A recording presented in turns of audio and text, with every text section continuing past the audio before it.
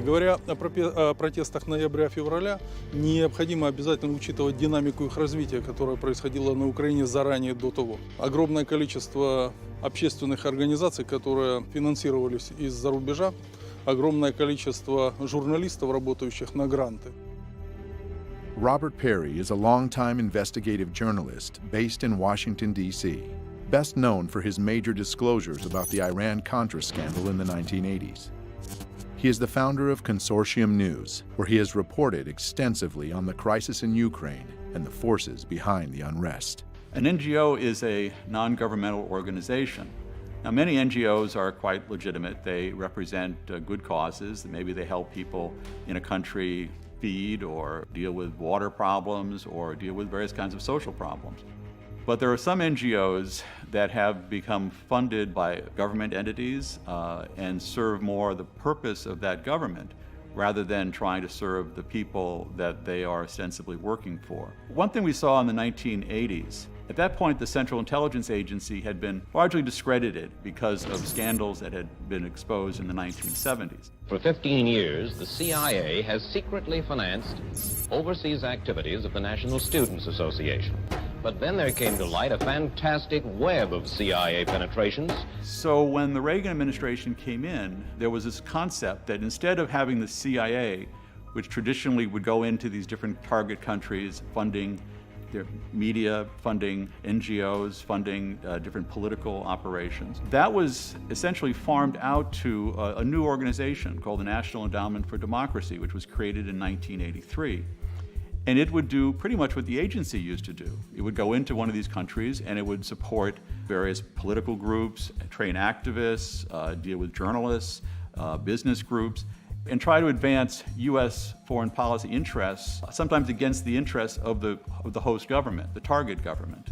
And beyond that, they received financial and other logistical help from the National Endowment for Democracy and other U.S. agencies that helped them training activists, working with journalists to get their side presented more favorably. They work on things like, how do you get traction? How do you get things to go viral? How do you then use that to generate support for your cause? And support was generated. Mustafa Nayyem. Mustafa Nayyem, a founder of one of Ukraine's new media outlets, Доброго дня, доброї ночі, точніше. Hromadske TV, knew very well how to make something go viral.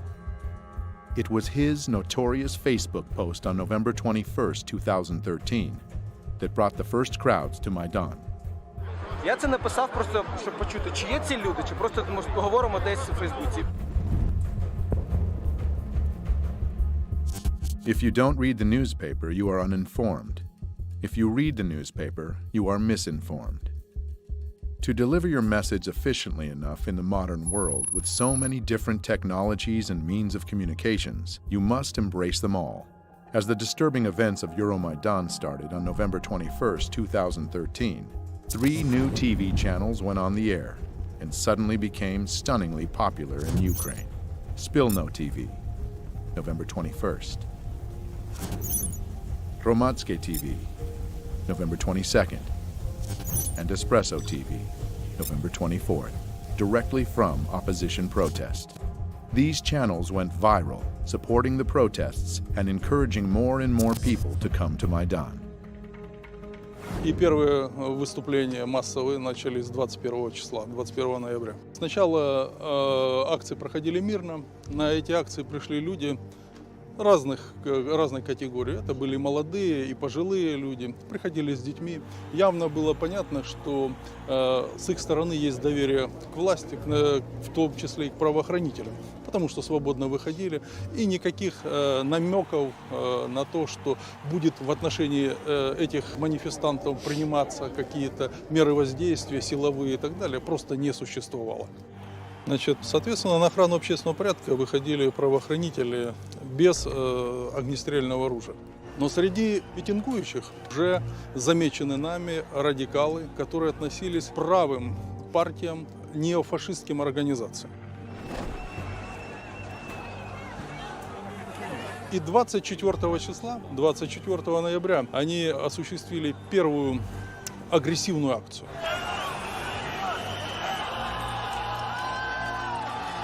24 числа первое было нападение на кабинет министров. И первое нападение на сотрудников правоохранителей, которые охраняли. Второе нападение на правоохранителей службы безопасности Украины произошло 25 числа. Затем небезызвестные события 30 числа. November 30th of 2013 became the first turning point of Euromaidan and one of its most reported and mysterious events. Я тогда немножко расскажу, как видел эти события я. Был звонок мне от Попова, глава администрации города Киева. Он говорил, что давайте сегодня мы хотели бы завозить оборудование для новогодней елки на площадь. Я ему объяснил, что до тех пор, пока люди находятся на площади, то этого делать нельзя. В районе часа ночи, когда массово люди начали расходиться, разъезжаться, я поговорил по телефону с руководителем службы безопасности Украины и спросил его точку зрения по развитию событий. Он сказал, я считаю, что, слава богу, все закончилось. Вся информация идет о том, что все закончилось. Потому что фактически с 21 числа, я в кабинете просто жил и спал там. Какое-то время, может быть, 2 часа в сутки удавалось поспать. Около 3 часов ночи я приехал тоже к себе домой. Завел часы на 6:30 утра, включил телевизор сразу же, когда проснулся. Он у меня был настроен на 5 канал. И 5 канал демонстрирует большое количество скорой помощи. И там побитые люди. After riot, police attacked peaceful protesters with clubs. Happened in the early morning hours. The eyewitnesses that were there said that the police did use truncheons. Меня, честно говоря, пробил просто холодный пот. Моя первая реакция на то, что Майдан пострадал от действий полиции, была мгновенной. Нужно было расследовать, кто дал приказ разгонять митингующих, применять к ним силу. Я был противник того, чтобы к митингующим применялась сила, нарушали права людей. Решений таких Попов самостоятельно принимать просто не мог. А кто для него был самый высокий руководитель? Для Попова был самый большой руководитель, это глава администрации. Сергей Владимирович Левочкин. Coincidentally, Sergei Lovochkin is a close associate to many U.S. politicians. The security service of Ukraine had evidence that on that night, Lovochkin was in contact with opposition leader Yatsenyuk, where they discussed the clearing of Maidan on the pretext of installing the annual Christmas tree. News media reported that the riot police cruelly attacked the students peacefully sleeping in their tents. But scenes from the event seem to tell a different story. It appears that the protesters were waiting for the police. Additionally, there were dozens of journalists and cameramen from all the new public TV news outlets prepared to cover the events. And most ominously, a group of well-trained young men arrived to Maidan almost simultaneously with the riot police. They infiltrated the crowd and began provocations with insults, stones, and torches. The right sector in Ukraine represents a part of the Ukrainian population that has often favored fairly extreme right-wing positions. They had militias that came especially during the Maidan protests. There were groups that were being shipped into Kiev where they would provide the muscle, in effect, for the demonstrations. So the demonstrations went from being relatively peaceful political protests to being increasingly violent. The first step in any detective work is to establish a motive. It is now said that Sergei Lovochkin is held in high esteem by his powerful U.S. friends. Outraged by what was reported in the news, the Ukrainian people came out in force on the next day to vent their anger with the police actions.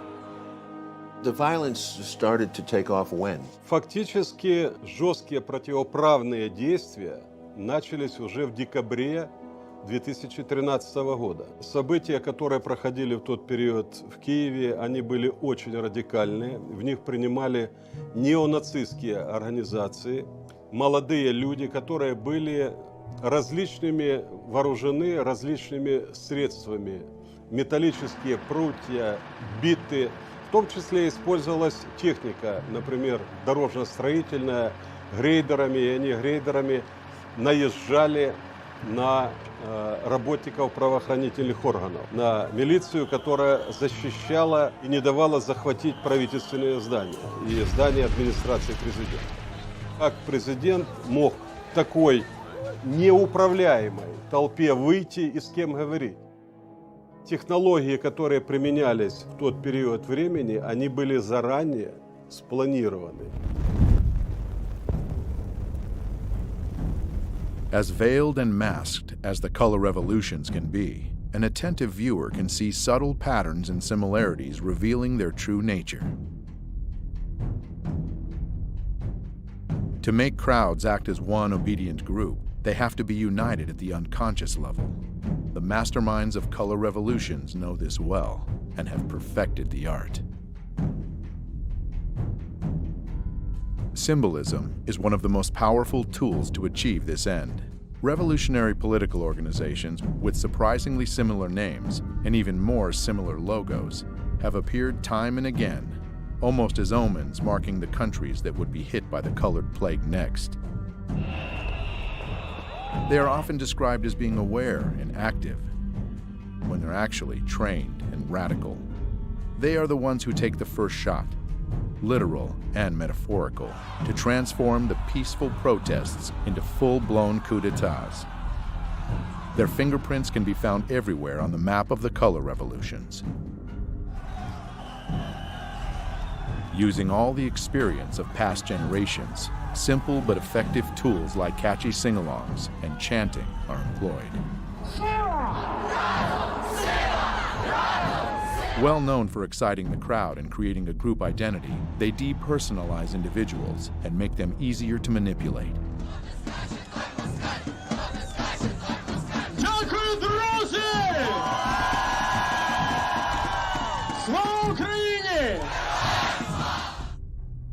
Конечно, без денег здесь не могло быть. Такое количество не государственных, различных общественных организаций, грантов, которое выделялось на Украину, это не есть секретом.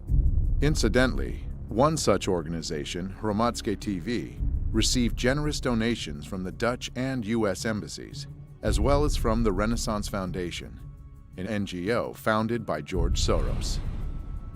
I set up a foundation in Ukraine before Ukraine became independent of Russia. And the foundation has been functioning ever since. And it played an important part in events now. I like criticism, but it must be my way. Did you see any evidence of U.S. involvement? Did you feel their presence from the U.S.? Очень частыми гостями были представители Соединенных Штатов, конгрессмены, были госпожа Нуланд, приезжала очень часто, у нас были с ней дискуссии. Но после этих дискуссий она шла на Майдан и поддерживала протестующих. И обвиняла правоохранительные органы, применялась чрезмерно сила. На самом деле эти все месседжи мы видели на Майдане. Celebrate with you a Ukraine that stands with Europe and stands with the United States. Well, members of Congress were visiting Ukraine during that period, most famously Congressman John McCain. So some of the people who were challenging their government, their elected government at that point, were being told by the senior U.S. official, a person who ran for president and a top official in the U.S. Congress, that the U.S. was with them. I'm Senator John McCain, and it's always a pleasure to be back in Ukraine. Senator McCain was, in a sense, giving the people in the Maidan a feeling that they had the backing of the most powerful country on earth. This is about the future you want for your country. This is about the future you deserve. Делегаций много приезжало. Я говорил, что нельзя говорить, во-первых, неправду. Нельзя становиться на сторону митингующих и отстаивать их права, создавая тем самым и углубляя конфликт. когда митингующие захватывают правительственные здания и учреждения, скажите, допустимо ли это в любой другой стране, например, чтобы посол Украины пришел к митингующим в Фергюсоне и раздавал там пряники или пирожки и обвинял полицейских Соединенных Штатов Америки? Я считаю, что это недопустимо ни в одной европейской стране. А почему к Украине было такое отношение? Who was your highest level contact with the U.S. government in this period? Я постоянно имел контакт с господином Байденом, вице-президентом. У меня были частые с ним телефонные переговоры.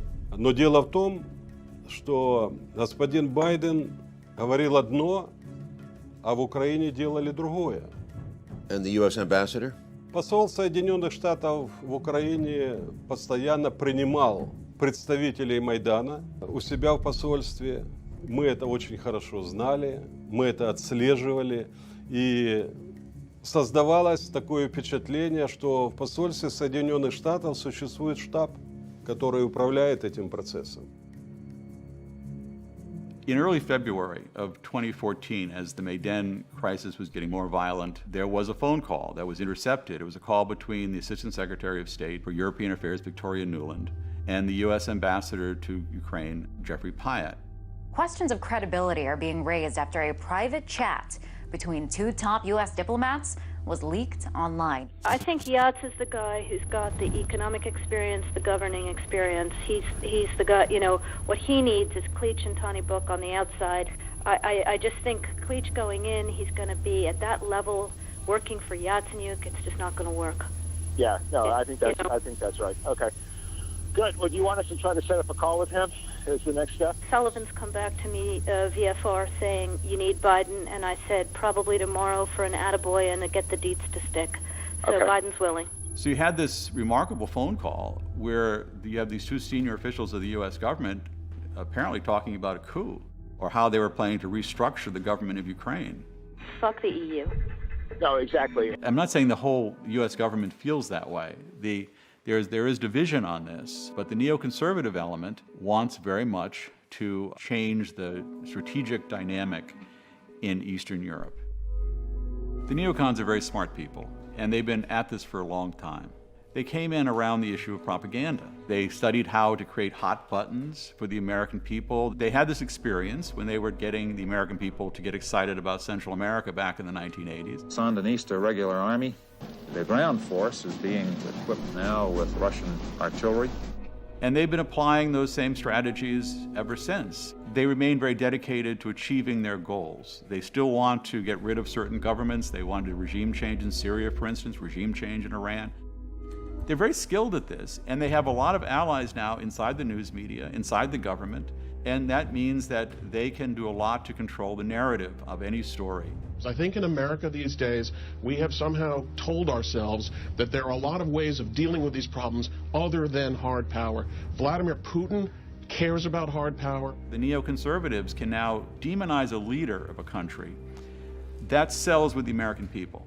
So you don't just sort of argue a policy, you attack the leader. So the neoconservatives became very skilled at picking out leaders, finding their ugly traits, and then highlighting them. Yanukovych, you might say, was a rather clunky political leader, but you make him into a devil. He's totally corrupt, and he's evil, and he wants to kill people in the Maidan, these wonderful white-hatted demonstrators. So you've got a black hat versus white hat. You keep repeating that basic scenario, and it works with the American people. You've got to realize what Vladimir Putin is. He's an old KGB colonel that wants to restore the Russian Empire. You make them into demons, and the American people find that the way they can understand the world. Once that happens, it's very difficult for a journalist or anyone else to say, you know, hold it, that guy, he's got more of a gray hat than a white hat or a black hat. And if you say that, you're a Yanukovych apologist or you're a Putin apologist, and then the attacks come on to the person saying it, the journalist, the academic, or